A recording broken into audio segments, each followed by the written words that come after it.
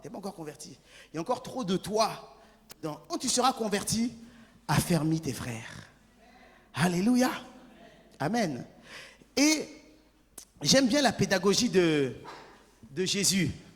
Parce que Jésus, il va à l'essentiel. C'est d'abord, il essaie de toucher d'abord l'intérieur. Ensuite, ce qui est intérieur se répercute vers l'extérieur. Vous savez ce que Jésus aurait pu faire? Il aurait pu dire quand Pierre est arrivé, Pierre, tu me suis, mais par contre, pas de couteau. Pourquoi il n'a pas fait ça? Parce qu'il veut que le fait que Pierre enlève son couteau soit quelque chose, ce soit le résultat d'une transformation intérieure. Alléluia. Parce que si ce n'est pas le résultat d'une transformation intérieure, c'est vrai, à cause de Christ, il va enlever son couteau. Mais si une situation arrive qu'il voit un autre couteau, il va le prendre. Parce que ce n'est pas issu d'une transformation intérieure. Et nous, c'est la pédagogie de Jésus. C'est cette pédagogie de Christ qu'on doit avoir en nous. C'est-à-dire qu'on doit faire d'abord se focaliser sur l'essentiel. C'est quoi la transformation intérieure? Afin que de cette transformation intérieure puisse sortir une transformation extérieure. Mais malheureusement, beaucoup d'églises n'ont pas compris ça. Et ils essayent de commencer par la transformation extérieure. Mais la personne ne comprend rien. Il va faire ça pour te faire plaisir. Or, sache que si tu fais ça, si la personne te fait ça pour te faire plaisir, vous savez ce qu'il fait? Il est en train de pécher contre Dieu. Parce que tout ce qui n'est pas fruit de conviction est péché. Donc toi, tu veux faire le bien, mais tu l'emmènes à pécher. Alléluia. Tu veux faire le bien, mais tu l'emmènes à pécher. Parce qu'il n'est pas convaincu de ce que tu es en train de dire. Maintenant, il y a des personnes qui ont une éducation d'obéissance. Alors quand tu vas leur dire ça, eux, ils ne vont pas comprendre, mais ils vont dire, bon, comme c'est bon, je vais le faire. Vous voyez ce que je veux dire? Mais ça, c'est une personne sur combien? Et toi, tu veux avoir combien? La Bible dit, l'apôtre Paul dit, je me fais grec avec les Grecs et juif afin d'emmener le maximum possible. Alléluia. Quand il était avec les Juifs, il savait de quoi parler. Quand il était avec les Grecs, il savait de quoi parler. On est dans une génération où la désobéissance et la rébellion a atteint son comble. Alléluia. Depuis mai 68, ça n'a pas diminué. Ça fait que augmenter. D'accord? Alors, ce n'est pas dans cette génération-là qui sont convaincus de très peu de choses que tu vas commencer par les aspects extérieurs.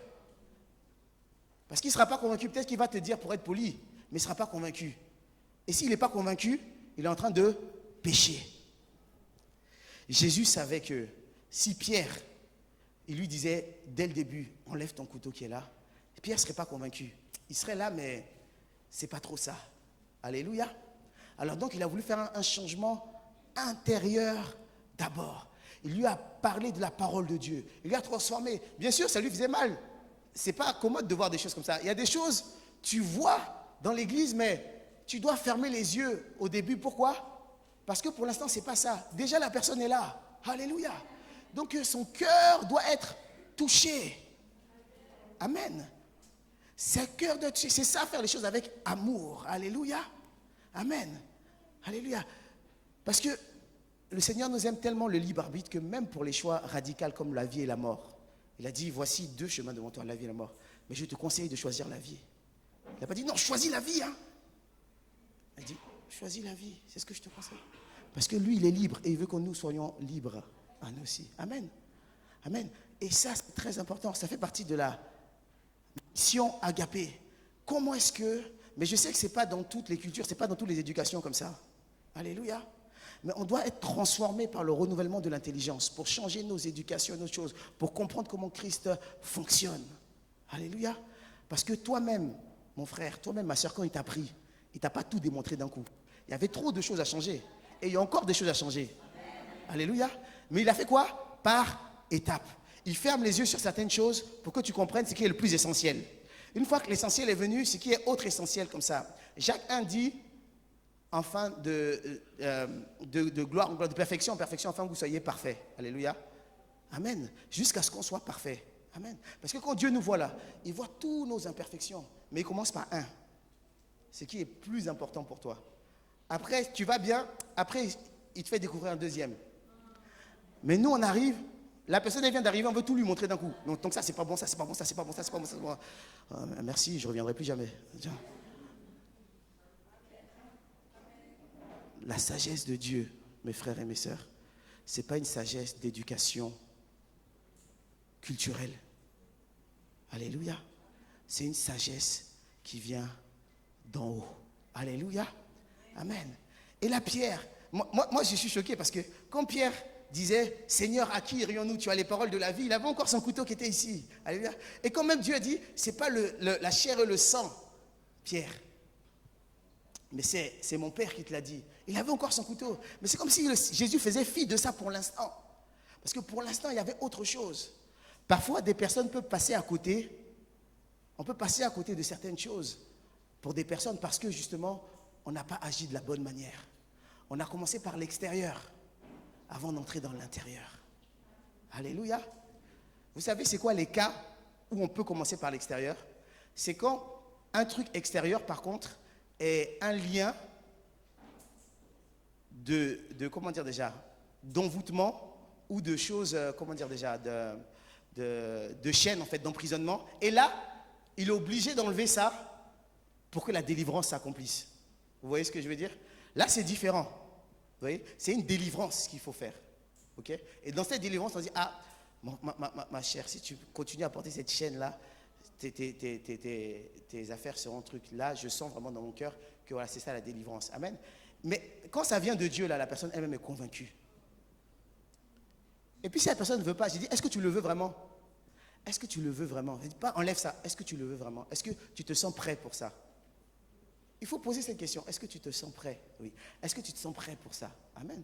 Enfin que la personne te dise oui ou si elle te dit non. Si elle te dit non, on dit on va prier. On va prier pour ça, pour que tu sois prêt. Parce que si elle te dit oui, je vais enlever, mais dans son cœur, elle n'est pas convaincue, c'est-à-dire que tu es en train de la faire pécher. Alléluia.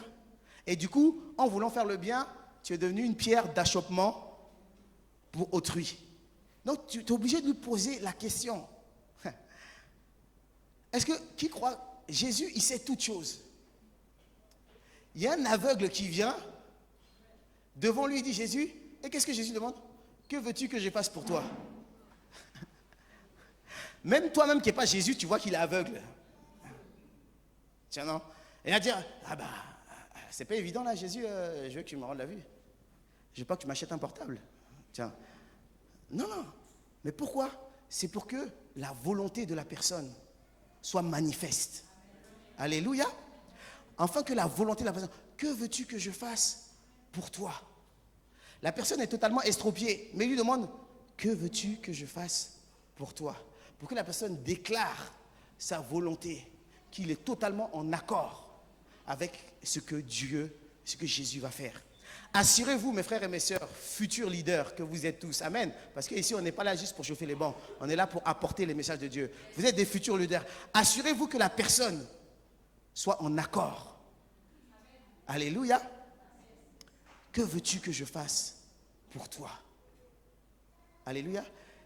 Assure-toi que la personne soit en accord. Afin que dans son cœur, il ne médite pas des projets iniques. Afin que dans son cœur, il ne se dise pas, ah, j'étais pas prêt. Il dit, si tu n'es pas prêt, ok. Nous-mêmes, quand on n'est pas prêt, le Seigneur nous laisse. Et puis il revient jusqu'à ce qu'on soit prêt. Amen. Alléluia. Nous sommes en mission agapée. Et Jésus a dit, je suis, vous vous rappelez, Matthieu 11, je suis doux et humble de cœur. Alléluia. Je suis doux et humble de cœur. Amen.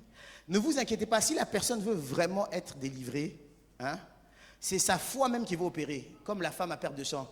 Elle a attrapé le pont de sa robe. La personne va venir vers toi, tu sens que c'est son zèle lui-même qui va faire les choses. Alléluia. Dans la parole de Dieu dit que Paul, voyant que l'estropié qui était là, voyant qu'il avait la foi pour être guéri, lui dit, lève-toi. Voyant qu'il avait la foi pour être guéri. Alléluia. Amen. Il y a une part de foi de l'autre, il y a une part de conviction de l'autre qu'on ne peut pas faire fi de ça. Amen. Si nous, on a été éduqués dans l'obéissance, que Dieu soit béni. Mais sachez que ce n'est pas tout le monde qui a été éduqué dans l'obéissance. Et il y en a très peu d'ailleurs qui ont été éduqués dans l'obéissance. Ou bien dans la vérité. Alléluia. qui ont été éduqués dans la vérité. Tu dis, est-ce que tu le veux qu'on le fasse? Est-ce que tu es prête à ça maintenant? Moi, plusieurs fois dans des entretiens, j'ai dit, parce que ça là, c'est pas bon. J'explique, j'ai dit, voilà, est-ce que tu veux, est-ce que tu sens prêt pour maintenant? Il dit, oui. J'ai dit, tu es sûr? Il dit, non, je ne suis pas sûr. J'ai dit, ok, bon, on va laisser, on va prier. Maintenant, on va juste prier pour que le Seigneur puisse susciter ça dans ton cœur. Amen. Parce que je sais que ce n'est pas moi qui convainc. C'est qui convainc? C'est le Saint-Esprit qui convainc. Alléluia. C'est le Saint-Esprit qui convainc. Alors, on va prier afin que le Saint-Esprit puisse convaincre. Ce n'est pas en parlant de plus en plus fort sur lui qu'il va être convaincu. Oui. Non, il va être de plus en plus effrayé. Il va dire, je vais faire vite, sinon lui, il ne va jamais me laisser. Il y a des entretiens qui peuvent perdurer pendant 4 heures parce que tellement que tu veux convaincre la personne de faire la chose. Et à la fin, il va dire, bon, moi j'ai un dîner demain. Oui, ok, allez, faisons. Il va me laisser parce que, oula. Est-ce qu'il va recevoir quelque chose? Il ne va rien recevoir du tout. Alléluia. Il ne va rien recevoir du tout. Pourquoi? Parce que son cœur n'est pas disposé. Toujours s'assurer que son cœur n'est pas disposé. Et à toi aussi, qu'on vient vers toi. Si ton cœur n'est pas disposé, déclare-le. Ne fais pas perdre du temps aux autres. Tu dis, je comprends ce que tu dis, mais je ne suis pas du tout disposé à ça. Amen. Au moins, ça permet d'éviter à autrui de perdre son temps aussi. Alléluia. Je dis, non, je ne suis pas disposé. Tu vas beaucoup me parler, mais là je ne suis pas disposé, mon frère. Je ne suis pas disposé. Ok, on va prier pour que le Saint-Esprit puisse te convaincre, parce que c'est le Saint-Esprit qui convainc. Alléluia. C'est le Saint-Esprit qui convainc. Alléluia. Jésus dit, je suis doux et humble de cœur. Et on va voir dans le fruit de l'Esprit. Je rappelle, nous sommes comme, le Saint-Esprit est comme une colombe. Et dans cette colombe-là, il y a 2 ailes. Et dans une aile, ce sont les dons de l'Esprit. Et l'autre aile, c'est le fruit de l'Esprit. D'accord? Les dons de l'Esprit, comme son nom l'indique, c'est un don. C'est un cadeau qui n'est pas mérité. Alléluia. Ce n'est pas quelque chose qu'on a mérité, c'est un cadeau de Dieu. Or, le fruit de l'Esprit, comme je disais vendredi, c'est quoi? C'est quelque chose une graine qu'on plante, qu'on arrose, qui prend des racines, ensuite ça pousse un tronc, ensuite des branches sortent, ensuite ça fleurit, et enfin, ça porte des fruits. Ce n'est pas la même chose qu'un don. Alléluia. Un don, c'est quelque chose que Dieu t'a donné, c'est comme ça. Or, le fruit, ça se cultive, ça se travaille. Alléluia. Et la parole de Dieu qui dit que nous serons jugés sur quoi? Sur les dons ou sur le fruit? On sera jugé sur notre fruit, pas sur le don. Parce que pourquoi on va te juger sur ton cadeau? C'est un cadeau. On ne va pas te juger sur le cadeau qu'on t'a donné. On va se juger sur la chose que tu as cultivée. Alléluia. Sur les choses. Et d'ailleurs, Matthieu s'est dit que beaucoup seront surpris. Il dit, je ne comprends pas. J'ai prophétisé en ton nom, j'ai guéri les malades en ton nom. Arrière de moi, toi qui commets l'iniquité. Alléluia. Oula, il y en a beaucoup qui seront surpris. C'est quoi? J'ai transpiré tous les dimanches. Campagne d'évangélisation, je transpirais, tout ça pour aller en enfer. J'ai fait quoi? Tu n'as pas pratiqué les dons de l'esprit. Le fruit de l'esprit, pardon. Tu n'as pas pratiqué le fruit de l'esprit. C'est à ton fruit. La Bible dit, vous les reconnaîtrez par quoi? Elle dit, quand le Seigneur leur dit qu'il y aura des faux prophètes, tout ça, elle dit, mais vous les reconnaissez par quoi? Par leurs fruits. Est-ce qu'il a dit, vous les reconnaîtrez par leurs dons? Non. Vous les reconnaîtrez par leurs fruits. Allons-y voir ce fameux fruit-là. Galates 5, 22.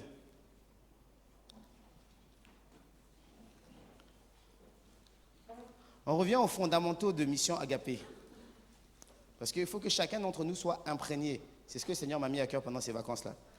Imprégné de cette mission Agapé. Chaque corps d'armée a sa mission. Il ne faut pas critiquer les autres assemblées, mais il faut dire que, moi, mon assemblée, c'est ça sa mission. C'est tout. Alléluia. Sans dire, eux, ils ne font pas bien. Non, t'occupe pas de ceux qui font. Toi, occupe-toi de toi et qu'est-ce que l'assemblée fait chez toi. Amen. C'est ça qui est important. Il ne faut pas les critiquer. Comme quelqu'un ne fait pas comme toi, donc c'est bon, c'est mauvais. Non. Toi, juste concentre-toi, je suis corps de sang. Moi, je suis en mission Agapé. Voilà. Si eux, ils ne sont pas en mission Agapé, ils ont leur part aussi à faire. Alléluia. Dans l'œuvre de Dieu. Mais moi, je suis en mission Agapé. Il dit, Galates 5, 22. Mais le fruit de l'esprit, c'est l'amour, la joie, la paix, la patience, la bonté, la bénignité, la fidélité, la douceur, la tempérance. La loi n'est pas contre ces choses. Ceux qui sont à Jésus-Christ ont crucifié la chair avec ses passions. Vous vous rappelez, je leur dis, le fruit de l'esprit, c'est quoi? C'est l'amour, la joie, la bonté. L'amour, la joie, la paix, la patience, la bonté, la bénignité, la fidélité, la douceur et la tempérance. Alléluia. Aujourd'hui, on va se concentrer sur la douceur. Parce qu'il y a des idées reçues sur la douceur.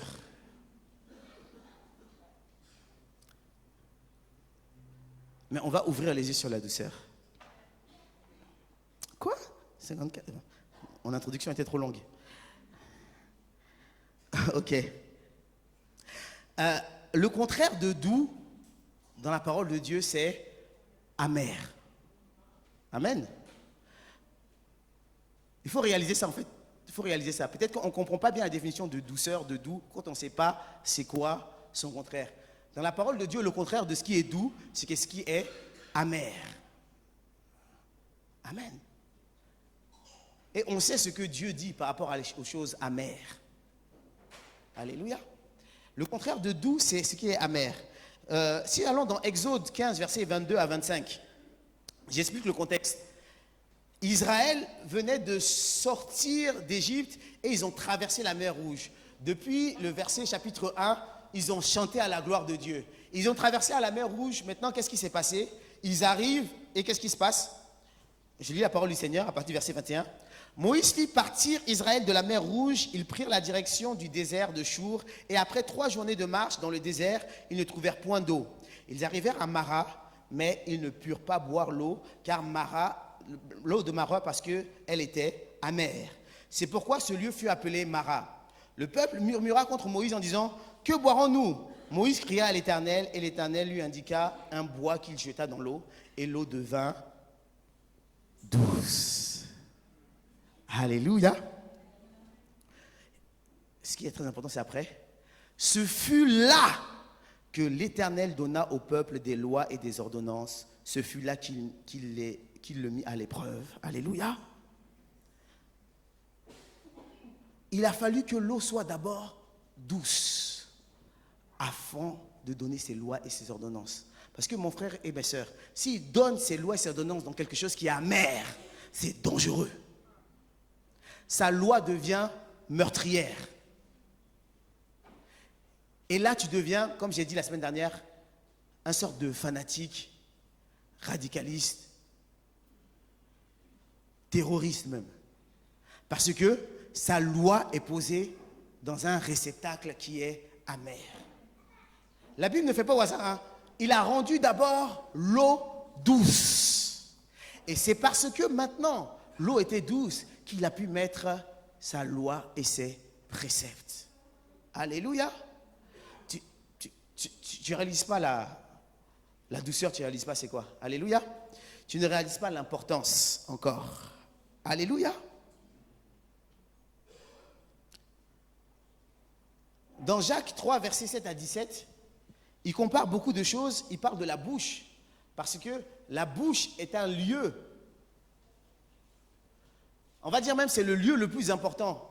Ou bien l'un des lieux les plus importants où peut sortir soit quelque chose qui est de l'eau qui est douce ou de l'eau qui est amère. C'est vital en fait. C'est vital. Regardez, il dit dans Jacques 3, verset 12, Jacques 3, verset 7, à partir du verset 7 jusqu'à 12, il dit: toutes les espèces des bêtes, d'oiseaux, de reptiles et d'animaux marins sont domptés et ont été domptés par la nature humaine. Mais la langue, aucun homme ne peut la dompter. C'est un mal qui ne peut réprimer. Elle est pleine de venin mortel. Par elle, nous bénissons le Seigneur notre Père, et par elle, nous maudissons les hommes faits à l'image de Dieu. De la même bouche sortent la bénédiction et la malédiction. Il ne faut pas, mes frères, qu'il en soit ainsi. La source fait-elle jaillir par la même ouverture l'eau douce et l'eau amère? Un figuier, mes frères, peut-il produire des olives ou des vignes ou des figues? De l'eau salée ne peut non plus produire de l'eau douce. Alléluia. L'eau douce. Ça fait partie même du caractère de Dieu. Si vous ne savez pas. Parce qu'on dit, ah non, mais tu dis douceur, mais dans l'Ancien Testament. Il y a dans l'Ancien Testament aussi. Alléluia. Allons dans Psaume 45, à partir du verset 5. Le Psaume 45, verset 5 dit, oui, ta gloire, parce qu'on sait que David avait un esprit prophétique. Alléluia. Et il parlait des réalités de Dieu. Et puis il dit, oui, ta gloire, sois vainqueur, monte sur ton char. C'est toujours cet aspect guerrier. Défends quoi? La vérité et la douceur et la justice. Amen. Il doit défendre quoi? La vérité, la douceur et la justice. Mes frères et mes sœurs, oui, la douceur se défend parce que dans un monde où l'ennemi fait tout pour que la douceur soit totalement effacée. Alléluia. Afin que l'amertume, les eaux soient amères. Il emploie toute son énergie pour que les choses soient amères. Il va te blesser, il va te frapper, il va te mettre des mauvaises expériences pour que tu deviennes amer. Mais toi, en tant qu'enfant de Dieu, il dit, toi, Seigneur, il dit, défends la vérité. Oui, ça, tout le monde, beaucoup de gens sont d'accord avec ça. Mais défends la douceur. Ah, tu dois défendre la douceur aussi, Seigneur. Waouh. Et la justice. Et que ta droite soit signale par des merveilleux exploits. Défends la douceur. Alléluia. Parce que, mes frères et mes sœurs, c'est quelque chose qu'on doit comprendre. Le monde nous fait croire que la douceur est une faiblesse. Or, en vrai, la douceur est une force. C'est un secret. La douceur est une force et non une faiblesse. Je vais vous expliquer. Regardez. Dans Proverbe 25, verset 15, il est dit quoi? Par la lenteur à la colère, on fléchit un prince, et une langue douce peut briser des os.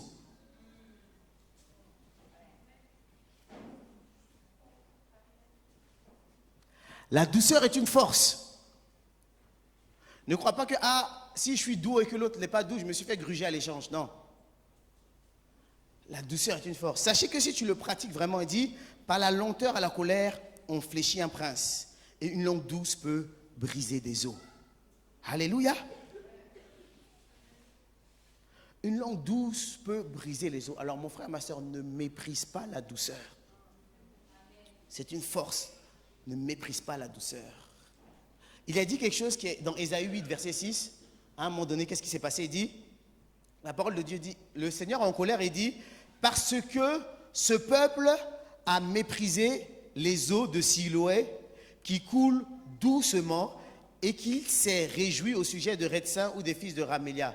Il dit, parce que le peuple a méprisé les eaux de Siloé qui coulent doucement. Or, on connaît que les eaux de Siloé qui représentent la guérison et tout cela là, ils disent qu'ils ont méprisé les eaux de Siloé. Pourquoi? Parce que les eaux de Siloé coulent doucement. Ne méprise pas la douceur, parce que c'est une puissance.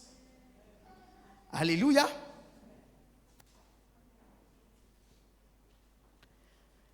La douceur est une puissance. Un fruit, parce qu'il y a pour l'eau aussi le fruit, un fruit qui est mangeable, c'est un fruit qui est doux. Alléluia. On dit porter du bon fruit. Donc forcément le fruit que tu dois porter doit être doux. Mon frère, tu négliges la douceur. Ma soeur, tu négliges la douceur. C'est l'essence même. Dans le fruit de l'esprit, c'est l'essence même, ce pouvoir qui est là, qui voit que si tu es quelque chose de bon ou quelque chose à jeter. Mais nous, on a cette mentalité.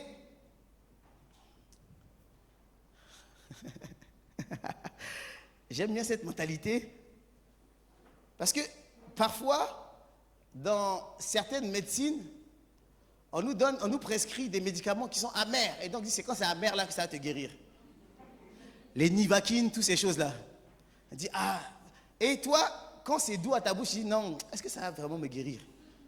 Et c'est une mentalité qui est venue dans ton cœur. Il faut que ça soit amer. C'est ça qui est bon. Et toi, ça rentre dans ton esprit et ça rentre même dans ta manière d'annoncer l'évangile. C'est quand ça va être amer, là, c'est là ça va le toucher, ça va faire, ça va guérir. C'est faux. Alléluia. C'est pas la nivaquine. Pour ceux qui connaissent. La douceur, c'est quelque chose qui est important. Un fruit, pour comprendre si un fruit est bon ou un fruit n'est pas bon, c'est la douceur. Soit le fruit est amer, on ne mange pas, ou soit le fruit est doux. Alléluia. Dans Juge 9, verset 11, il dit, mais le figuier leur répondit, renoncerai-je à ma douceur et à mon excellent fruit pour aller planer sur les arbres? Alléluia. Renoncerai-je à ma douceur et à mon excellent fruit pour aller planer sur les arbres? Mon frère, renonceras-tu à ta douceur et à ton excellent fruit? Ce qui donne le fruit excellent, c'est la douceur. Alléluia. Sachez-le bien, mes frères. On n'a pas le temps de rentrer, de développer ça, mais je crois que j'en avais parlé mardi. Il dit, l'amour, on appelle ça, c'est le fruit de l'excellence. Je ferai un tableau pour la prochaine fois. La paix, c'est le fruit de la confiance. Alléluia. C'est l'excellence qui emmène à l'amour.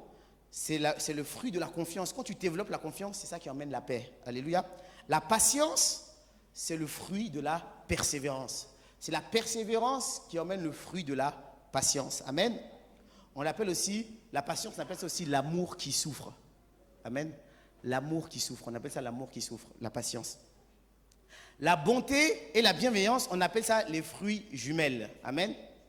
Et l'amour, on appelle ça, la bonté, c'est l'amour compatissant. Et la bienveillance, c'est l'amour en action. La bonté, c'est l'amour compatissant. Et la bienveillance, c'est l'amour en action. Mais on appelle ça les fruits jumelles parce que l'un dépend de l'autre. La fidélité, c'est quoi? C'est le fruit de la foi. C'est en travaillant ta foi que tu arrives à produire le fruit de la fidélité. Amen. Et ce qui nous intéresse, c'est la douceur. C'est le fruit de quoi? De la soumission. Un cœur rebelle ne peut pas être doux. Alléluia. Un cœur rebelle ne peut pas être doux. C'est la rébellion de nos cœurs qui emmène au manque de douceur, qui nous fait qu'on est amer. Alléluia. On peut être rebelle pour différentes raisons, hein, parce qu'on a souffert, parce qu'il y a beaucoup de choses, parce qu'il y a des choses qu'on n'a pas comprises dans notre vie, tout ça. Mais sachez que la douceur, c'est le fruit de la véritable soumission. Et bien bon, je le dis pour la route. Et la maîtrise de soi, c'est le fruit de la discipline. D'accord? C'est par la discipline que tu acquiers la phase de la maîtrise de soi. Amen. C'est par la discipline. Je redis, pour ceux qui notent, donc l'amour, c'est le fruit de l'excellence. C'est en toujours cherchant l'excellence que tu vas trouver l'amour. La paix, c'est le fruit de la confiance. C'est la confiance en Dieu qui va finir t'emmener le fruit de la paix. Amen. La patience, c'est le fruit de la persévérance. C'est à force de persévérer, ça crée en toi le fruit de la patience. Amen. Et puis on appelle ça aussi l'amour qui souffre. La patience, c'est l'amour qui souffre. Amen. Il y a un amour qui souffre. La bonté et la bienveillance, on appelle ça les fruits jumelles. Parce que sans la bonté, il n'y a pas de bienveillance. Sans bienveillance, s'il y a de la bienveillance, c'est parce qu'il y a de la bonté. Et donc, la bonté, c'est l'amour compatissant. Et la bienveillance, c'est l'amour en action. La fidélité, si je veux cultiver ce fruit de la fidélité, là, c'est quoi? C'est le fruit de la foi. À force de travailler ma foi, j'aurai la fidélité. Alléluia. La douceur, c'est le fruit de la soumission. Alléluia. Quand j'ai un cœur soumis, alors je suis doux. Et la maîtrise de soi, tu dis comment est-ce que je peux avoir la maîtrise de soi? C'est le fruit de la discipline. À force de me discipliner, je me discipline, alors je vais développer l'aspect de la maîtrise de soi en moi. Amen. il ne faut pas confondre des choses parce que les hommes aussi qui vont vouloir se marier, il y a des amalgames qu'on fait. La douceur, ça ne veut pas dire, comment je pourrais appeler ça? Quelqu'un de câlin ou quelqu'un qui a de la tendresse. Ce n'est pas ça la douceur. Amen. Parce que tu vas voir quelqu'un, elle va te dire, ouh, ça va. Elle va te toucher comme ça, tu dis, ouh, elle est douce. Ouh. Non, non. C'est pas ça la douceur. Elle peut être dans cet aspect de sa vie, quand il s'agit de câlin, ça peut être très douce. Mais elle n'est pas douce en vrai. Qui n'a jamais vu ça? Et toi, comme tu es omnibulé par ça, tu dis, ouh, Seigneur, pardon, mais je l'ai goûté un peu, ouh, elle est douce. Elle est trop douce. Non, ça c'est de la tendresse des câlins, c'est pas ça la douceur. La douceur se manifeste dans tous les aspects de ta vie. Tu n'as pas besoin de câlin, tu n'as pas besoin de tendresse pour comprendre la douceur. La personne de la douceur, c'est dans sa manière de répondre. C'est dans sa manière d'être. C'est dans sa manière de comment la personne gère son stress et comment la personne gère ses contrariétés. C'est comme ça qu'on sait qu'elle a un esprit de douceur. Alléluia.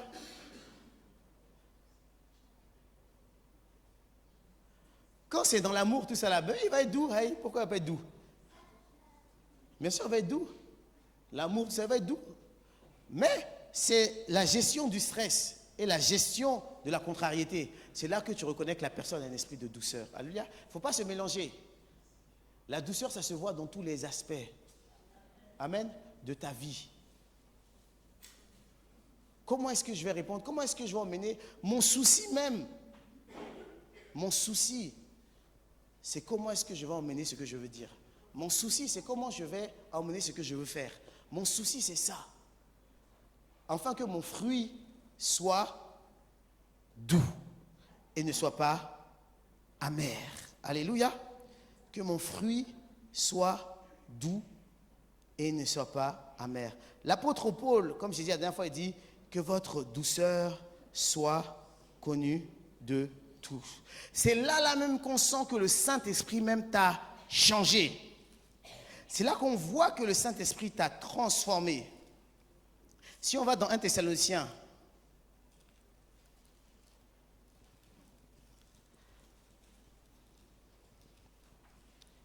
c'est là que tu vois que la personne, il est totalement soumis à l'Esprit de Dieu.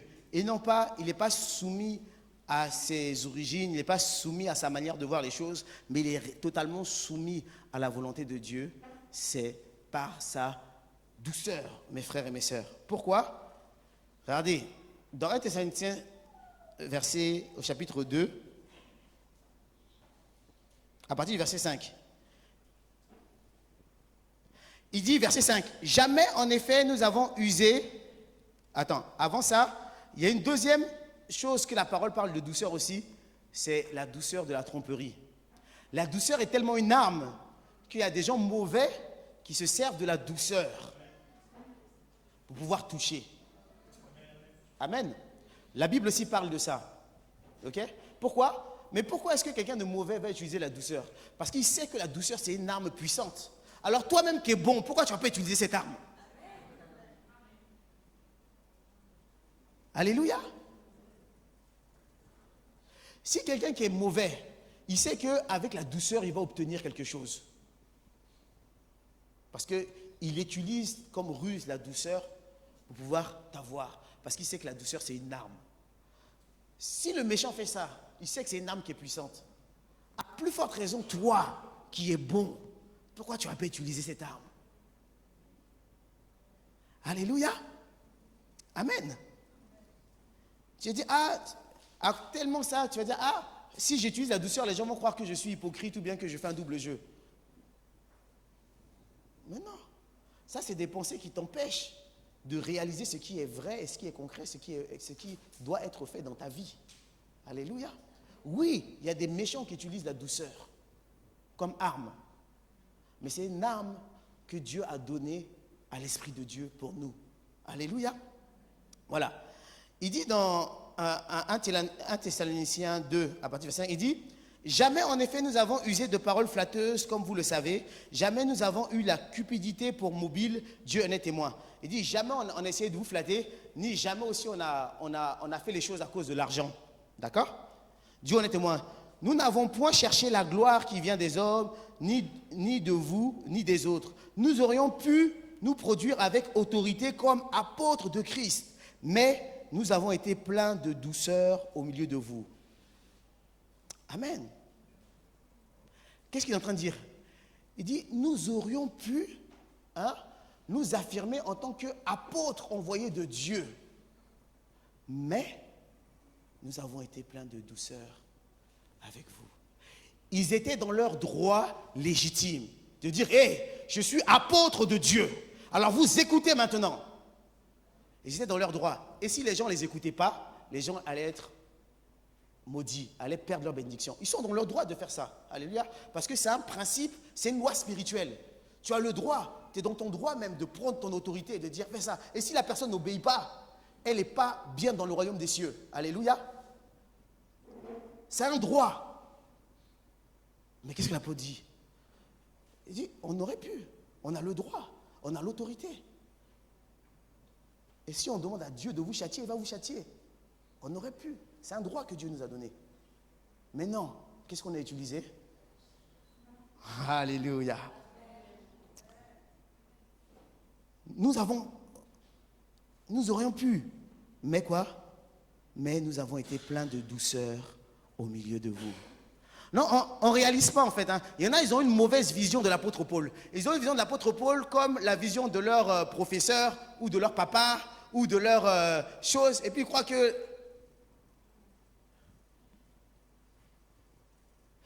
Et des fois, la culture, des fois, l'éducation est tellement ancrée à l'intérieur de nous que tous ces passages-là, on les lit, mais on ne voit rien dessus. Douceur là, on ne voit pas. Le nombre... Vous savez le nombre de fois c'est marqué douceur dans la Bible? Mais on dirait, on est aveuglé par notre éducation. On est aveuglé par notre manière de voir les choses. Et on ne voit pas ça. Mais c'est tellement clair. Et Dieu, on aurait pu se produire avec l'autorité. On aurait pu. On était dans nos bons droits. Mais nous avons agi avec vous avec douceur. Parce que Christ a totalement changé, transformé son cœur. Il est dans la véritable soumission à Dieu. Alléluia. La douceur est une force. La douceur est une force. Alléluia. Et laissez-moi vous dire quelque chose. Élie, le prophète de feu.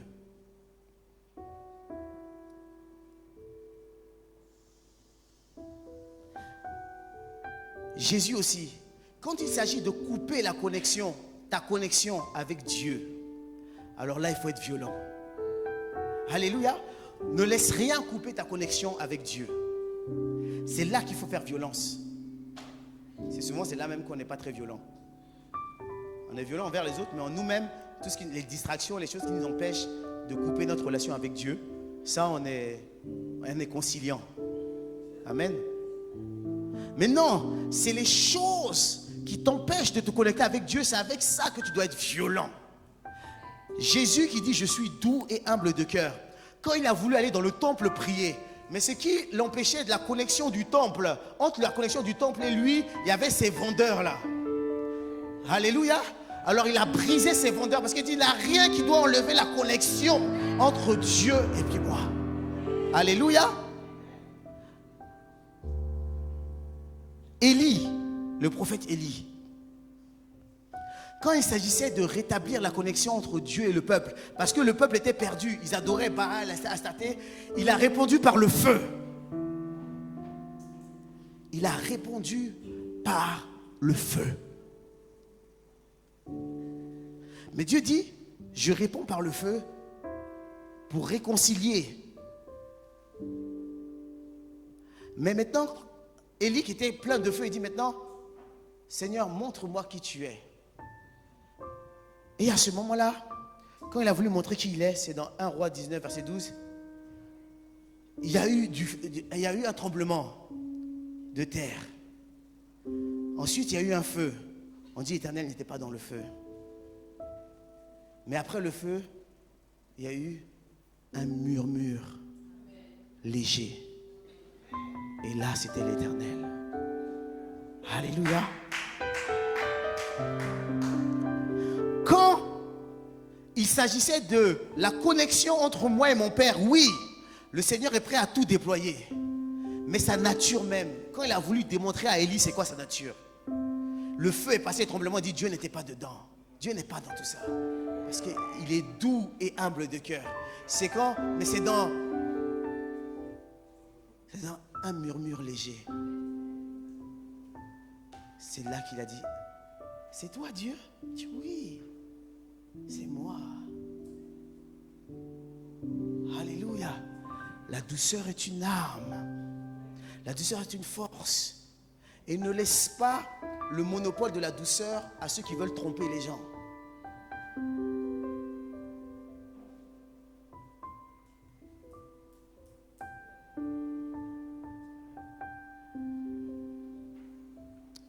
Il dit, regardez ce que l'apôtre dit, tu es spirituel. Dans Galates 6, verset 1, il dit, frère, si un homme vient à être surpris, Galates 6, verset 1, frère, si un homme vient à être surpris en quelque faute, vous qui êtes spirituel, redressez-le avec un esprit de... Alléluia. Vous qui n'êtes pas spirituel, redressez-le comme vous avez envie, selon vos coutumes, selon vos traditions, selon comment vous avez élevé, redressez-le comme ça. Mais toi qui te dis spirituel, redresse-le avec un esprit de douceur.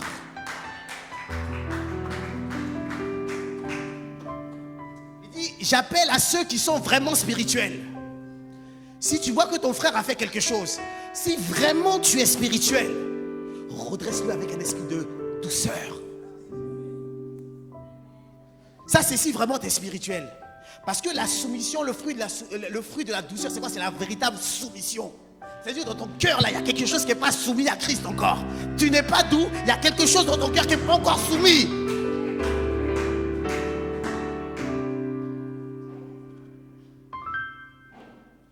Frère, si un homme vient à être surpris en quelque faute, vous qui êtes spirituel, redressez-le avec un esprit de douceur.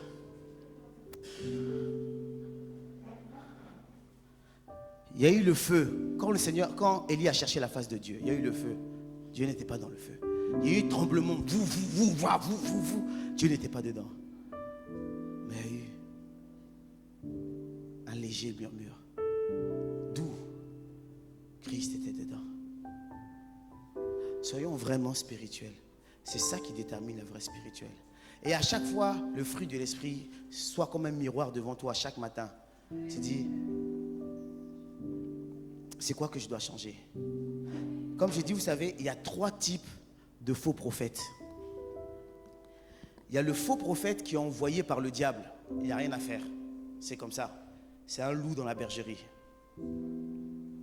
Le deuxième type de faux prophète, c'est le faux prophète, c'est celui qui, avant d'être rempli de l'esprit, n'a pas été délivré de l'esprit de divination. Sachez-le, hein, si tu n'as pas été baptisé du Saint-Esprit, que tu as des visions, que tu vois des choses, tout ça là, ce n'est pas l'Esprit de Dieu. Alléluia.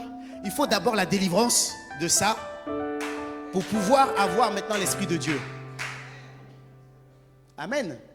Mais malheureusement, comme ce n'est pas tout le monde qui pratique la délivrance, ça fait que les gens, ils ont cet esprit-là. Ils disent, ah moi depuis petit je vois des choses. Mais ça, il faut te délivrer de ça. Pourquoi depuis petit tu vois les choses? Depuis petit tu es baptisé de Saint-Esprit? Non, c'est-à-dire que ce n'est pas l'Esprit de Dieu. C'est l'esprit de divination. Et depuis petit je vois plein de choses et tout. Il faut te délivrer de ça d'abord. Mais malheureusement, il y en a qui n'ont pas été délivrés de ça. Ils ont recherché le Saint-Esprit est venu. Alors ils vont dire des choses. La première fois ça va être bon. Deuxième fois ça va être bon. Troisième fois ça va être bon. Quatrième fois ça va être bon. Cinquième fois ça va être bon. Mais le 6e, ça ne va pas être l'Esprit de Dieu. Ça va être l'esprit du monde, l'esprit de divination qui est là. Et ça va tout briser. Des fois, tu vois des gens dire, ah, je ne comprends pas. Des fois, quand ils prophétisent, c'est trop bien. Mais des fois, quand ils prophétisent, je ne reconnais pas Christ dedans. C'est parce qu'il y a un mélange. Il y a des choses spirituelles de divination qui n'ont pas été choses. Et ça, c'est dangereux parce que peut-être 5 fois, ça va être bon. Il y a une fois où c'est pour détruire. Et pourquoi c'est l'un des plus dangereux? Parce que la personne elle-même ne se rend pas compte. Pour elle, toutes les prophéties qu'elle dit, c'est bon. Vous voyez ce que je veux dire? Et ça, c'est dangereux pour elle. C'est ça qui est le plus dangereux. Celui qui est envoyé par le diable, lui, il sait ce qu'il fait. Alléluia. Mais celui, par contre, qui ne sait pas qu'il y a du mélange à l'intérieur de lui, c'est lui qui est le plus dangereux. Parce que tu vas lui dire, ah non, ça, c'est pas bon. Il va être vexé. Mais qu'est-ce qui c'est? Mais moi, je suis Dieu. Pourquoi tu refuses? Pourquoi tu dis c'est pas bon ce que je dis? Aïe. Hier tu as dit que c'était bon, avant-hier, tu as dit pourquoi aujourd'hui tu dis que c'est pas bon? Tu vois, non? Et il va être vexé et ça risque de teindre l'esprit qui est en lui aussi. Il faut savoir intercepter, dire non, il y a du mélange à l'intérieur de toi. Là, on va enlever tout ce qui est divination et puis on va laisser ce qui est l'esprit de Dieu. Alléluia. Le troisième faux prophète, lui, tout est juste, hein. Mais le fruit de Galates 5, 22 n'est pas en lui. C'est-à-dire que tu ne vois pas en lui la patience, tu ne vois pas en lui la douceur, tu ne vois pas en lui la bénignité. Mais c'est un exemple. Donc toi, tu vas suivre ce qu'il fait. C'est un faux prophète. C'est un faux prophète, pas par rapport aux choses qu'il dit, mais par rapport à ses actions. Ses actions ne révèlent pas Galates 5, 22. Il n'est pas patient. Il n'est pas plein de bonté. Il ne fait pas la bénignité. Il ne fait pas tout ça. Et toi, tu vas t'identifier parce que toi, tu veux suivre Dieu. Donc la personne qui est devant toi, tu vas t'identifier à lui. Tu dis, ah, lui là, quand il fait ça, il crie et puis il est en colère. Ah, donc ça veut dire c'est ça alors. Parce que l'homme de Dieu, il fait ça. Donc c'est un faux prophète. Alléluia. Lui-même, c'est le plus dangereux. Parce que tu vas t'identifier à lui. Sachez-le, comme j'ai dit, les prophètes de l'Ancien Testament, les prophètes après Jésus-Christ du Nouveau Testament, ce n'est pas pareil. Les prophètes de l'Ancien Testament, c'était la préfiguration de Christ. Donc ça veut dire que dans leur comportement, dans quelque chose, il y avait quelque chose de Christ. Mais une fois que Christ est venu, tout est bon. Donc les prophètes du Nouveau Testament, nous, les gens du Nouveau Testament, là, on doit maintenant ressembler à Christ. C'est tout. On ne va pas dire, ah, Moïse, lui, était comme ça. Jésus était comme ça. Ça, c'était avant Christ. Maintenant que le parfait est venu, celui qui ne ressemble pas au parfait, c'est plus bon. On est la prolongation de Christ. Alors le troisième prophète, c'est celui, il prêche très bien, il prophétise très bien, il fait tout ça bien. Mais son comportement, son caractère et son attitude ne représentent pas Galates 5, 22, la douceur, la sagesse, la tempérance, tout ça là. C'est un faux prophète. Parce que toi, tu vas suivre comme il fait. Il t'emmène dans l'erreur. Parce que tu as besoin, l'apôtre Paul dit, soyez mes imitateurs. Comme moi-même, je suis imitateur de Christ. Donc, il prêche très bien, il parle de Dieu très bien, il fait très bien. Il est dans la sanctification, mais son comportement t'emmène dans l'erreur. Donc, c'est un faux prophète. Combien il y en a sur Internet? Le don est là, tout est là, merveilleux. Mais ils ont une attitude, un comportement. Et puis plein de gens vont suivre leur comportement en disant c'est la bonne chose à faire. Non, ce qui est bon, c'est Galates 5, 22. C'est ça qui est dans le miroir. C'est ça le fruit. Alléluia. Seigneur, aide-nous à comprendre la puissance de la douceur. Aide-nous à comprendre, Seigneur Jésus, cette dimension-là, Seigneur Jésus. Pour la gloire de ton nom.